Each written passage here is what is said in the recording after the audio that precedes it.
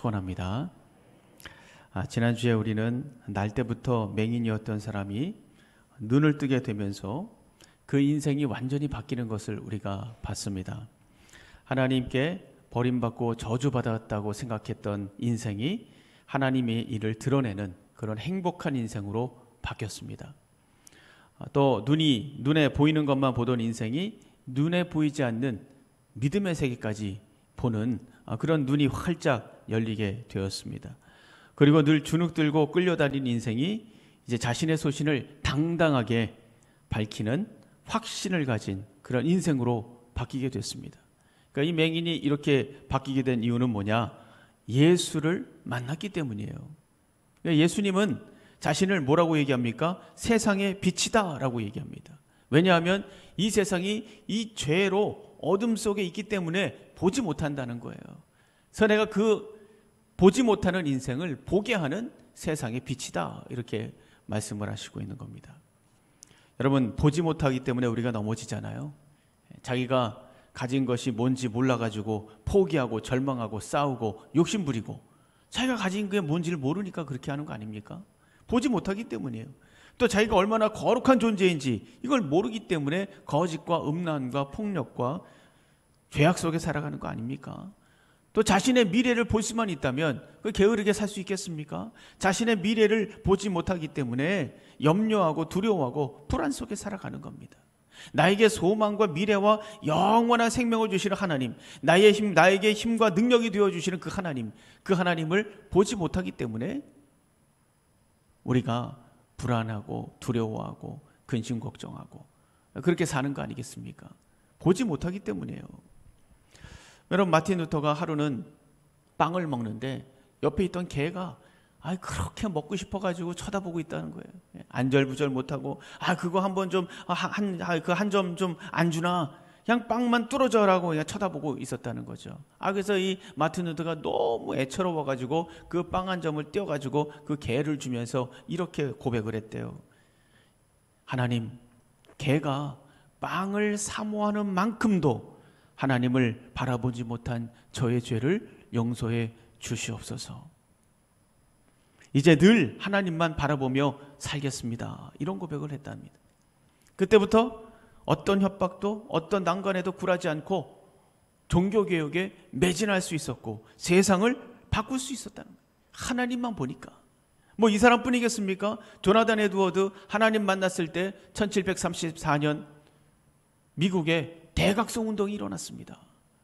또 요한 웨슬레 하나님을 만났을 때 세계가 그의 교구가 되었고, 조지 밀러 하나님을 만났을 때 기적처럼 하늘의 공급을 받고 수천 명의 고아들을 먹이면서 살릴 수 있었습니다. 하나님만 봤기 때문이에요. 이 사람들이 어떤 이렇게 위대한 일을 할 수 있었던 것은 똑똑해서가 아닙니다. 수완이 좋아서가 아니에요. 마음이 강해서도 아닙니다. 여러분, 인간은 수많은 공격과 유혹과 문제 속에 우리가 넘어지고 깨지고 부서질 수밖에 없는 게 인간 아니겠습니까? 아무리 똑똑해도 아무리 강해도 그냥 놔두질 않거든요. 그러나 예수를 붙들고 있는 사람은 다르죠. 그 예수 그리스도를 통해서 하나님을 보는 사람은 다릅니다.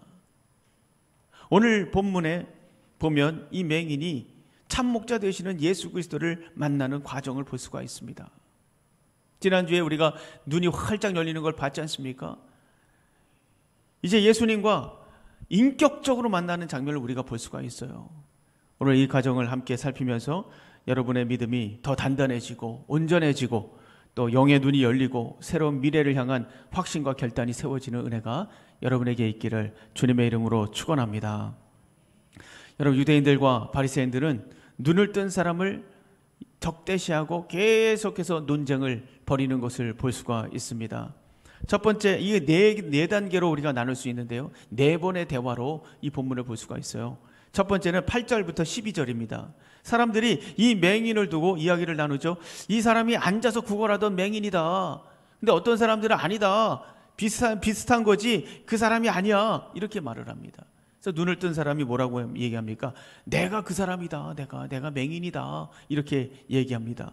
그러나 이 유대인들은 날 때부터 맹인이 된 사람이 눈을 떴다, 이걸 도대체 어떻게 해석을 해야 되냐, 알 수가 없었어요. 그래서 이 사람을 데리고 누구한테 갑니까? 바리새인들에게 갑니다. 그리고 이 바리새인들과 두 번째 대화가 이제 이어지죠. 13절부터 17절이에요. 여기서 이 바리새인들은 어떻게 안식일에 눈을 뜨게 할 수 있느냐, 이걸 가지고 또 논쟁을 벌여요. 아유, 그럴 수 없다. 이 안식일에 어떻게 눈을 뜨게 해? 그러니 예수라는 사람은 죄인이다, 이렇게 말하는 사람도 있었고, 아니다, 만약에 그 사람이 죄인이라면 어떻게 이런 기적을 일으키겠느냐, 자기들끼리 이제 논쟁을 벌이는 거예요. 이것이 이 사람들에게 심각한 이유가 뭐냐면, 눈을 뜨게 하는 그런 어떤 창조적인 사역이 안식일에 일어났다는 거죠. 안식일에 일하지 말라고 이 사람들은 계속 가르쳐 왔는데, 이 안식일에 이런 대단한 일이, 놀라운 일이, 창조적인 사역이 일어났단 말이죠. 그러니까 지금까지 자기들이 가리키던 그 율법과 완전히 배치되는 일이잖아요. 그러니까 심각한 겁니다. 그래서 눈을 뜬 사람에게 묻습니다. 너는 그가 어떤 사람이라고 생각하느냐? 그냥 뭔가 꼬투리를 잡으려고 하는 거예요. 너는 그 사람이 어떤 사람이라고 생각하느냐? 이 사람은 아랑곳하지 않고 예수는 선지자입니다. 왜 선지자라고 했을까요? 그러니까 엘리사 선지자를 떠올린 거예요. 문둥병에 걸린 나만 장군을 요단강에 보내가지고 씻게 했잖아요. 그리고 문둥병이 낫지 않습니까? 이것하고 비슷하기 때문에 이 바리새인들이 반박을 할 수가 없는 거예요. 그래서 선지자다. 그러나 바리새인들은 이 눈뜬 사람의 말을 믿지 않았습니다. 더 정확하게 표현하면 믿고 싶지가 않았던 거죠. 이것을 믿으면 아주 복잡해져요. 그래서 믿지 않았습니다. 그래서 꼬투리를 잡으려고 어디로 데려갑니까? 이번에는 이 사람의 부모에게로 이 사람을 데리고 가죠. 그래서 세 번째 대화가 이어집니다. 18절부터 23절이에요. 그 부모에게 묻습니다. 19절 보세요. 이는 너희 말에 맹인으로 났다 하는 너의 아들이냐? 그러면 지금은 어떻게 해서 보느냐? 사실 어떻게 보는지 압니까? 모릅니까? 이 바리새인들 다 들어서 알아요. 얼마나 면밀히 조사를 했겠습니까? 다 압니다. 그런데도 또 묻고 있어요. 또 묻는 이유는 뭡니까? 뭔가 찾아내려고, 뭔가 꼬투리를 잡으려고 지금 그러고 있는 거죠. 하지만 이 사람의 부모는 대답을 피하죠. 우리는 잘 모릅니다. 이 아들이 장성을 했으니 저 아들에게 가서 물어보세요. 우린 모릅니다. 이렇게 대답을 회피한 이유가 뭡니까? 이미 유대인들이 누구든지 예수를 그리스도라고 말하면 출교하기로 결정을 내렸기 때문이에요. 그 소문이 쫙 깔린 거예요. 그러니까 말조심을 해야죠. 말조심. 22절에서 그걸 얘기하고 있지 않습니까? 출교는 굉장히 무서운 벌입니다. 이 당시에 출교라는 것은 회당에서 쫓겨나는 것을 말하거든요. 회당에서 쫓겨난다는 것은 유대 공동체에서 쫓겨나는 거예요. 그때는 이 회당을 중심으로 살았습니다. 회당을 중심으로. 그렇기 때문에 이 사람들이 어떤 종교뿐만 아니라 경제, 문화, 교육, 어떤 신체적인 안전까지 모든 것을 박탈해버리는 거예요. 그러니까 이 출교가 굉장히 무섭습니다. 이제 마지막 네 번째 대화가 이어집니다. 이 대화는 바리새인들과 눈뜬 사람이 논쟁을 하게 되죠. 24절 보세요.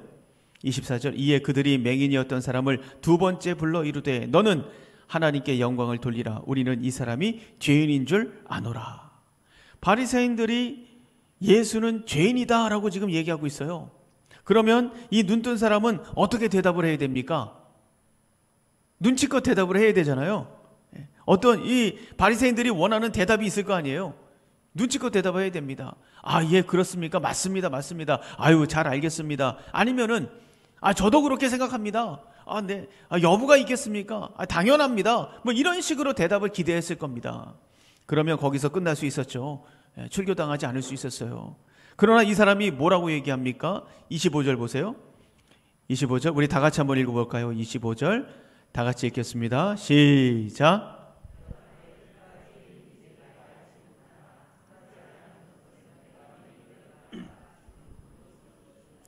이 대답을 듣고 화가 났습니다. 그래서 26절 보면은 너가 지금 어떻게 눈을 떴냐? 다시 물어봅니다. 또 물어봐요. 또 화가 나서 물어보는 겁니다. 그래? 너가 그렇게 반응한단 말이야? 다시 시작하는 거죠. 너 어떻게 해서 눈 떴어? 그러니까 다시 생각을 고쳐주려고 또 다시 묻는 거예요.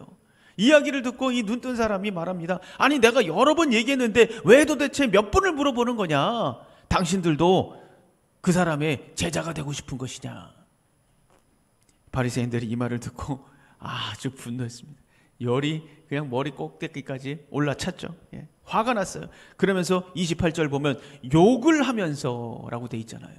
욕을 하면서 자기들은 모세의 제자다라고 얘기를 합니다. 자, 여러분, 이 네 번의 대화를 통해서 어떤 게 느껴지십니까? 바리새인들이 그토록 입을 막으려고 했던 이유가 뭐냐? 이 눈뜬 사람의 입을 막으려고 했던 이유가 뭐냐? 이사야 29장 18절 말씀 때문에 그래요. 이사야 29장 18절에 뭐라고 되어 있느냐 하면 그날에 어둡고 캄캄한 데에서 맹인의 눈이 볼 것이며 라는 말이 있어요. 메시아가 오시면 어둡고 캄캄한 데서 이 맹인들이 눈을 뜰 것이다, 이런 말씀이 있거든요. 그래서 예수가 눈을 뜨게 했다는 것을 인정하게 되면 예수를 메시아로 인정해야 되기 때문에 예수님의 그 기적을 인정할 수가 없는 거예요. 함부로 인정했다가는 큰일 나거든요. 사실 이것은 유대인들에게 기회였죠. 예수님이 메시아라는 것이 또렷하게 보여주는 기회였습니다. 그래서 예수가 메시아라는 것을 깨닫고 죄를 회개할 수 있는 기회였어요. 하지만 이 사람들은 죄를 회개하지 않고 도리어 예수를 죄인으로 몰아가지 않았습니까? 기회를 날린 거예요. 그래서 날 때부터 보지 못했던 자가 보게 되었는데도 기뻐하지 않았습니다. 창세로부터 한 번도 일어나지 않았던 일을 예수님께서 하셨는데도 불구하고 그들은 예수를 믿지 않았어요. 다른 병자들을 고치고 잘못된 생각을 고치고 구약의 예언을 성취하고 있다는 사실을, 이 사실에는 전혀 관심이 없는 거예요.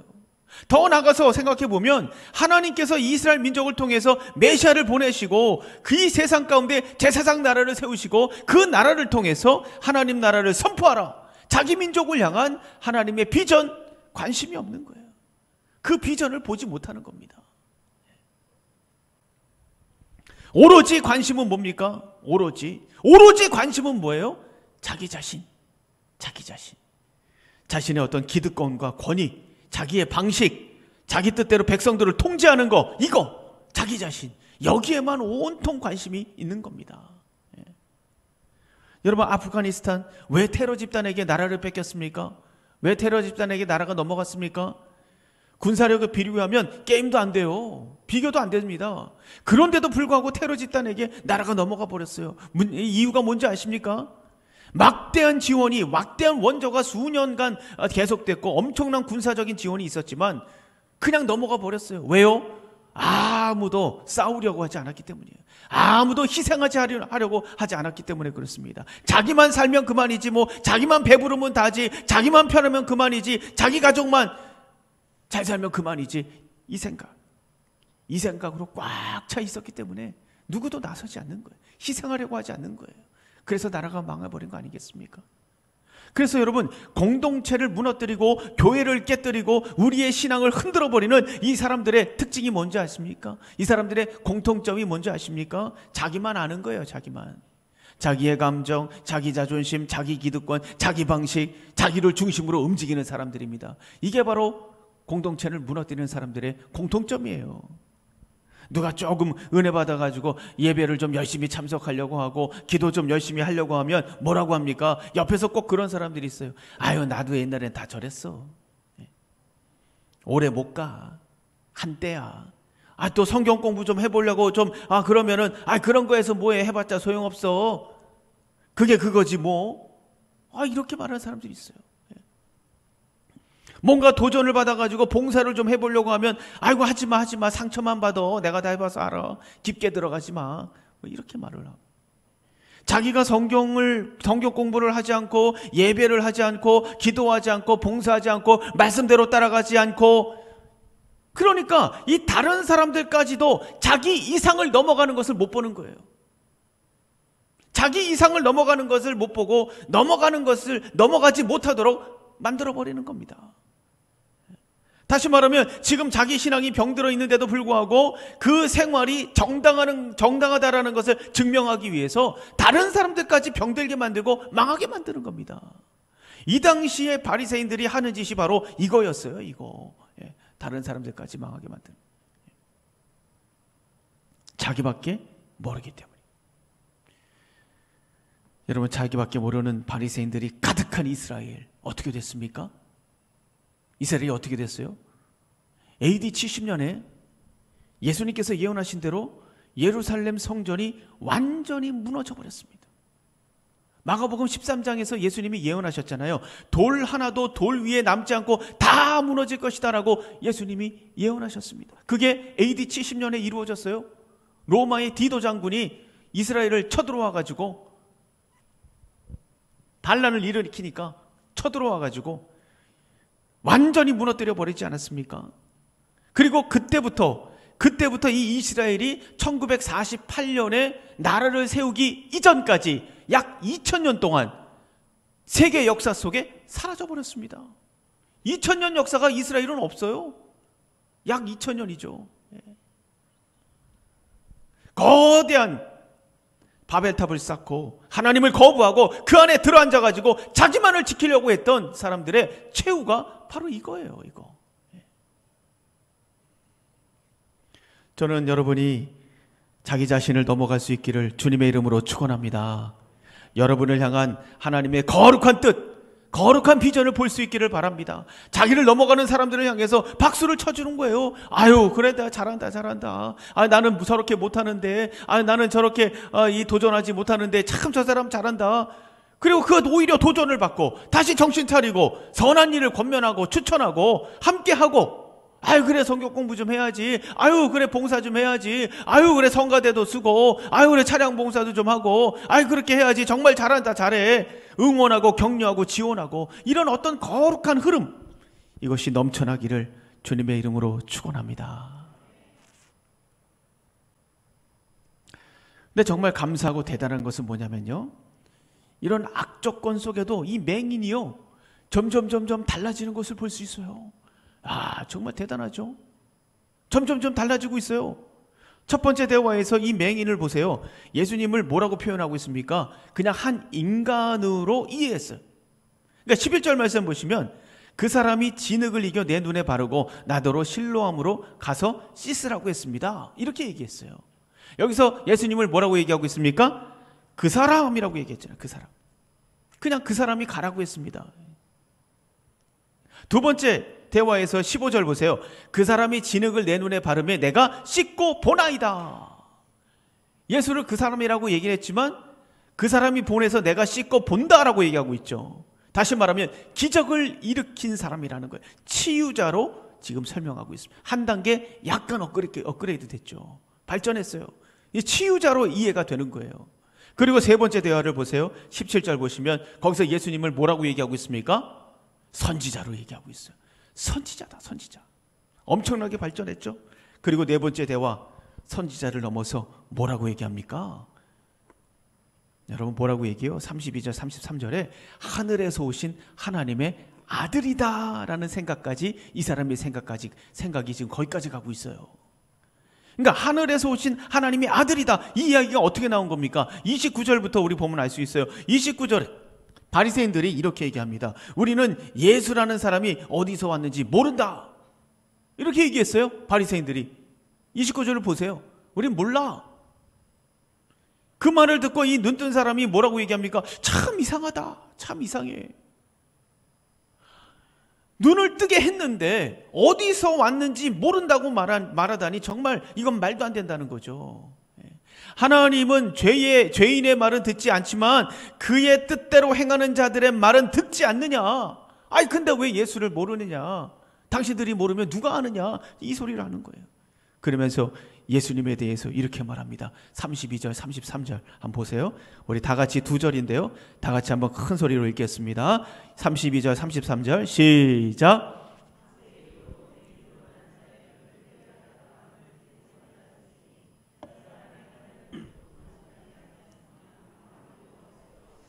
여러분, 이 맹인이었던 사람은 잘못하면 출교됩니다. 말 한마디 잘못하면 너 나가, 출교됩니다.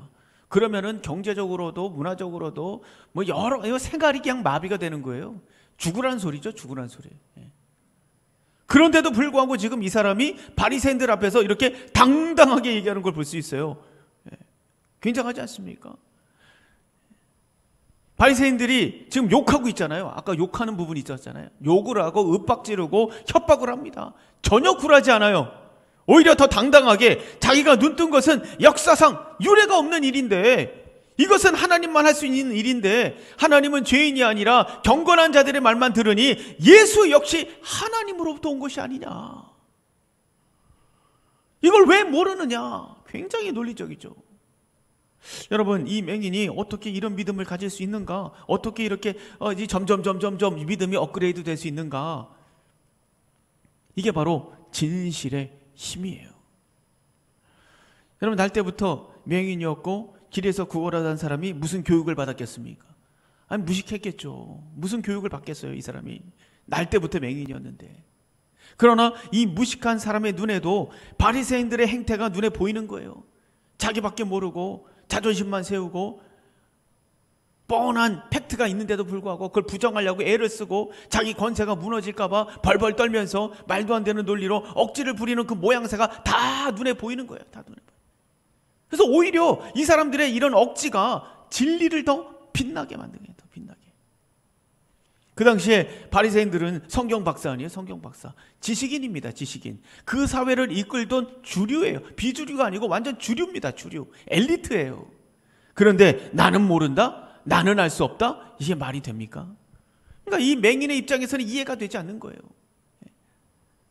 그러면서 길에서 구걸하던 거지에게 지금 논리적으로 끌려가고 있지 않습니까? 정말 재밌는 장면이에요. 재밌는 장면. 거지에게 지금 끌려가고 있는 거예요. 엘리트들이. 그래서 답이 없잖아요. 답이 없으니까 어떻게 했습니까? 출교시켜버렸습니다. 34절 보시면 쫓아내어 보내니라. 이게 출교시켰다는 얘기예요. 답이 없으니까 답을 못하고 그냥 자신의 권세를 가지고 쫓아내버린 거예요. 여러분, 세상은 뻔한 사실을 부정하고 거부하죠. 이게 바로 세상이에요. 왜요? 왜 뻔한 사실을 부정하고 거부하죠? 답이 없기 때문이에요. 답이 없습니다. 인간에게 답이 없어요. 여러분, 죽음에 대한 답을 할 수 있습니까? 왜 죽는지 답을 할 수 있어요? 인간이 왜 존재하고 있는지 대답할 수 있습니까? 답이 없어요. 세상 사람들은 다 추측일 뿐이지. 인생의 목적에 대한 답이 있습니까? 없습니다. 고난에 대한 답이 있습니까? 없습니다. 미래에 대한 답도 없습니다. 그냥 사는 거예요. 그러니까 이 바리새인들처럼 억지를 부리면서 그냥 사는 거죠. 아니, 이상하다. 왜 억지를 부면서 살까? 하나님이 살아계신데, 이 모든 것이 하나님의 창조물인데 왜 아니라고 하면서 하나님을 거부하면서 왜 그러고 살까? 왜 그러고 살까요, 여러분? 다른 거 아닙니다. 바리새인들하고 똑같아요. 욕심과 교만 때문이죠. 욕심과 교만. 이걸 조장하고 부추기는 게 뭡니까? 사단이죠. 욕심과 교만이 나를 지켜줄 거야 라고 착각하는 거예요. 그것이 나의 안전을 책임져 줄 거야. 나의 인생도 나의 가족도 나의 재산도 나의 기쁨과 즐거움도 다 지켜줄 거야. 그러나 성경은 뭐라고 얘기합니까? 욕심은 죄를 낳고 교만은 패망의 선봉이다. 앞잡이라고 얘기하고 있죠. 이 욕심과 교만 때문에 더 놀라운 세계를 보지 못하는 거예요. 더 놀라운 진짜 세계를 보지 못하는 겁니다. 하나님을 보지 못하는 겁니다. 진짜를 보지 못하는 거예요. 그런데 보지도 못하면서도 본다고 생각하는 거예요. 보지 못하면서도 더 놀라운 세계가 있고 더 놀라운 계획이 있고 더 놀라운 축복이 있는데 그걸 보지도 못하면서 본다고 얘기하는 거예요. 그러니 여전히 죄 속에 있을 수밖에 없다. 그래서 41절 예수님께서 말씀하시잖아요. 보세요. 41절 예수께서 이르시되 너희가 맹인이 되었더라면 죄가 없으려니와 본다고 하니 너희 죄가 그대로 있다. 본다고 말하면서 여전히 메시아를 거부하고 있으니 죄가 그대로 있다는 겁니다. 여러분, 다 안다고 생각하세요? 다 본다고 생각하세요? 여러분의 인생의 비밀을 다 이해했다고 생각하세요? 답을 다 안다고 생각하십니까? 다 할 수 있다고 생각하세요? 모든 교만과 욕심을 내려놓고 빛 대신 주님 앞에 나가시기 바랍니다. 우리가 맹인처럼 아무것도 보지 못한다는 것을 인정하고 겸손하게 그 빛으로 나가는 순간 비로소 더 놀라운 세계가 보이는 거예요. 더 놀라운 미래, 더 놀라운 자신을 발견하게 되는 거예요. 예수의 빛으로 자신을 비추시고 더 놀라운 인생을 만들어가는 저와 여러분이 되기를 주님의 이름으로 축원합니다. 자, 이제 마지막이에요. 눈뜬 사람이 쫓겨났다는 소리를 듣고 누가 찾아가십니까? 예수님이 찾아가십니다. 저는 이 장면이 너무 감동스럽더라고요. 예수님이 찾아가셨어요. 예수님이 찾아오시지 않았다면 아마 이 사람은 예수는 하나님의 아들이고 내 병을 고치신 이 신이시다, 이 정도, 그 정도만 알고 있었겠죠. 그런데 예수님이 찾아오셨어요. 이건 정말 놀라운 일이죠. 거리에서 구걸이나 하던 사람, 보잘것없는 사람, 먼지 같은 인생, 그런 인생을 찾아오셨다? 그럴 필요가 없잖아요. 예수님이 뭐가 아쉬워서 그 사람을 찾아갑니까? 그럴 필요 없거든요. 그런데 예수님께서 직접 찾아가셨어요. 이게 뭘 얘기하는 줄 아세요? 직접 찾아가셨다라는 거, 이게 뭘 얘기하는 겁니까? 우리가 알 수 있는 게 뭐냐면 예수님은 우리를 만나고 싶어 한다는 거예요. 만나고 싶어 한다. 그리고 만나야만 하기 때문에 찾아오신 거예요. 그 정도로 충분했다면 찾아가지 않았을 겁니다.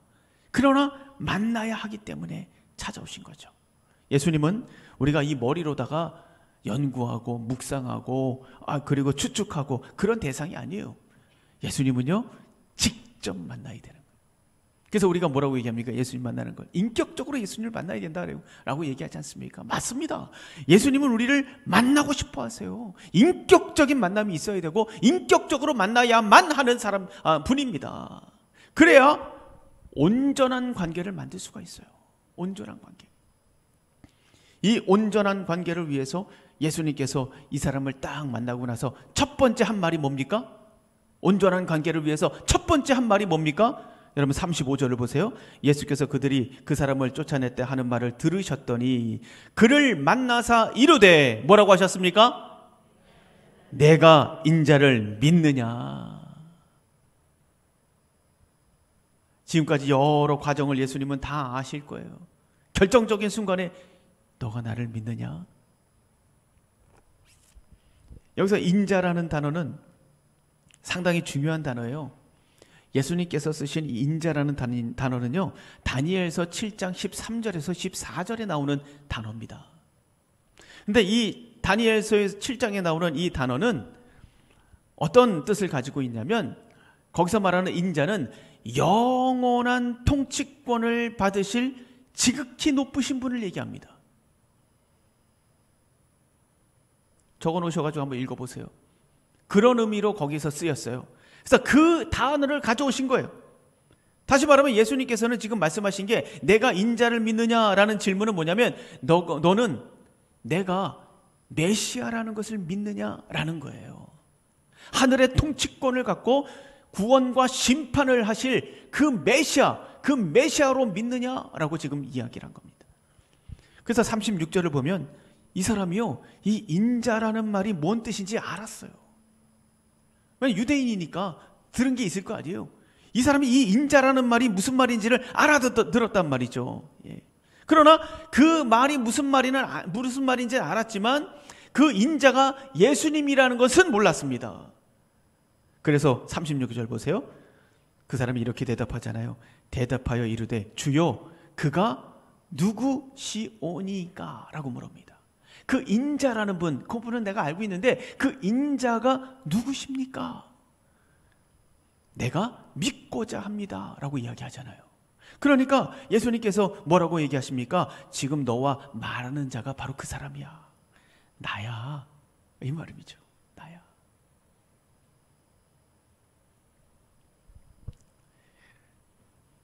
이 말을 듣고 주여 내가 믿나이다.